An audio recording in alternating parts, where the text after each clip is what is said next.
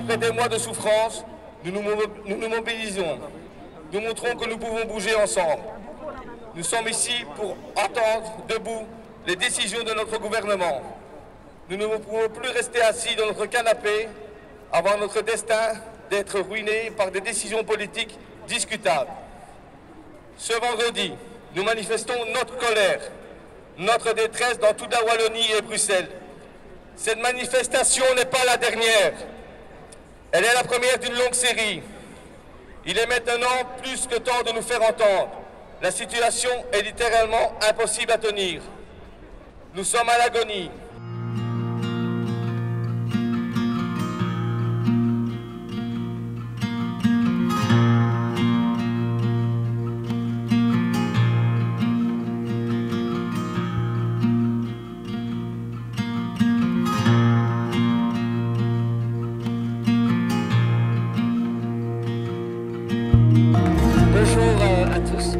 Voilà, moi je suis plutôt habitué à travailler dans les soins intensifs, pas du tout à être sur un podium, pas du tout à prendre la parole devant vous. Ma place c'est vraiment dans les hôpitaux, mais on m'en a chassé.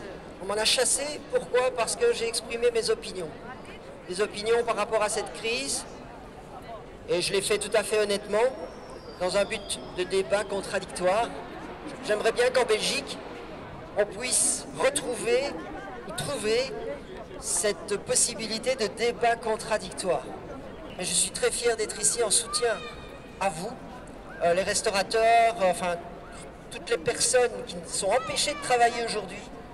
Effectivement, vous êtes tous essentiels, les salles de sport sont essentielles face à des infections.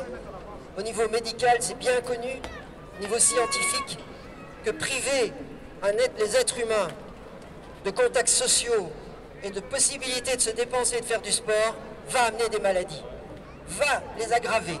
Or, ce n'est pas, absolument pas débattu aujourd'hui. Je ne suis pas seul à dire qu'il y a d'autres traitements. Il y a des alternatives thérapeutiques dont on devrait au moins pouvoir discuter. Or, on ne peut pas. Car écoutez les médias principaux, regardez autour de vous. Dès qu'on dit quelque chose de différent des consignes gouvernementales, on est étiqueté complotiste, on est étiqueté rassuriste, on est toujours étiqueté de quelque chose. Alors que moi, ça fait 25 ans que je suis médecin et que j'ai toujours bien conseillé mes patients, bien traité mes patients, et donc que ce que je dis aujourd'hui devrait être écouté. Maintenant, ce n'est même plus possible. Vous êtes tout de suite catalogué et privé d'expression, de liberté d'expression, c'est ce qui a été mon cas. La mortalité due à la gestion de la crise devient supérieure à la maladie, à celle due à la maladie. Quand est-ce qu'on va s'en rendre compte et quand est-ce qu'on va pouvoir débattre de ça? Les gens ont droit à avoir une information complète. Ce n'est pas le cas aujourd'hui avec les vaccins. Vous n'avez pas une information complète. Et ça, c'est pas normal. Et donc, vous y avez droit. Voilà. Merci.